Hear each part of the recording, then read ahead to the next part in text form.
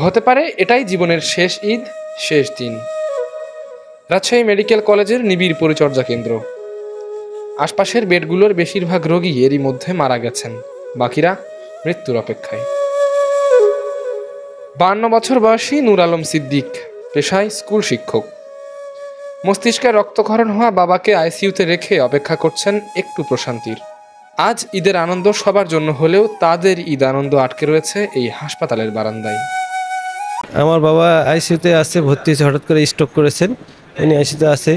আর এদিকে আমার পরিবার তো গ্রামের বাসা, আমার নওগাঁ পতিনতলা থানা। বাবাকে রেখে আমরা তো বাসায় যেতে চাইছিলাম, কিন্তু আমরা যেতে পারছি না।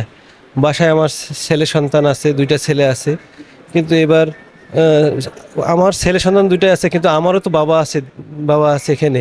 এই বাবাকে রেখে আমি তো আর ঈদ করতে পারি না বাসায়। এদিকে 55 বছর বয়সী আকলিমা বেগম, এ নিয়ে তৃতীয় স্ট্রোকে আক্রান্ত হওয়া বোন মমতাজকে নিয়ে অপেক্ষামান রাজশাহী মেডিকেল কলেজের সিসিইউ বিভাগে। তার মাঝে আবার পরে গেছিল, পরে যায় চুল কাটে সেলাই টেলাই করছে, তারপরে আবার এই মাত্র আবার স্ট্রোক। এরকম আরও শতাধিক মানুষের ঈদ কাটছে এভাবেই, সমস্ত আনন্দ উৎসব ভুলে চেষ্টা শুধু প্রিয় মানুষের পাশে থাকার। এবার ঈদ হচ্ছে আমাদের রুগী ফেরত পেলে আমাদের ঈদ হবে।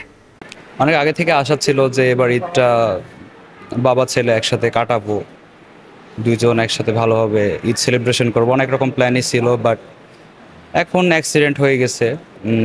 গতকালকে অ্যাক্সিডেন্টটা হয়েছে, গতকালকে হচ্ছে আইসিইউতে অ্যাডমিট করে ফেলছে আব্বুকে। এখন কন্ডিশন আব্বুর খুব যে একটা ভালো সেরকম না, এখন সম্পূর্ণটা আল্লাহর ইচ্ছা, কারণ আইসিইউতে তো আর যেমন তেমন রোগীকে নিয়ে যাওয়া হয় না। এই মানুষগুলোর পাশে যারা থেকে গেছেন তারা চিকিৎসক, নার্স ও স্বাস্থ্যকর্মী। সবচেয়ে সংকটময় মুহূর্তে পাশে থাকাটাই যেন তাদেরও ঈদ আনন্দ।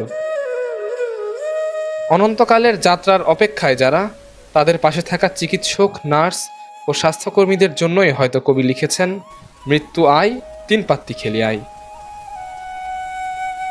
মৃত্যু সত্য, মৃত্যু বাস্তব, আর এই সুনিশ্চিত মৃত্যু পথযাত্রী রোগীদের পাশে থেকেই নিজেদের ঈদ আনন্দ খুঁজে পান রোগীর স্বজনরা।